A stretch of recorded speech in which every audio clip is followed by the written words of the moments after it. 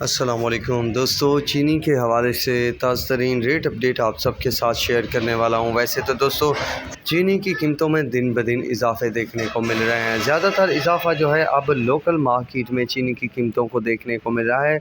चीनी की कीमतें 200 रुपये फ़ी किलो से तजावुज़ कर गई हैं। हालांकि हुकूमत ने अच्छा खासा एक्शन लिया, कई मकामात पर छापे मारे गए, जुर्माने भी हुए, पर फिर हुकूमत की खामोशी की वजह से मार्केट दोबारा से उछल कूद कर रही है। शुगर एक्समिल रेट्स भी कुछ डाउन होने के बाद दोबारा से बेहतर हो गए हैं। करंट पोजीशन के तहत जो रेट हैं JDW का 16,970, यूनाइटेड 16,965, इत्तेहाद 16,990, खैरपुर 17,175 रुपये, रानीपुर 17,150 रुपये, बांदी 17,175, घोटकी 17,110, ढरकी 17,181, 17,100। अगर हुकूमत और शुगर मिल वाले भी चाहते हैं कि कीमतें कम रहें तो शुगर एक्समिल रेट आखिर बढ़ क्यों जाते हैं?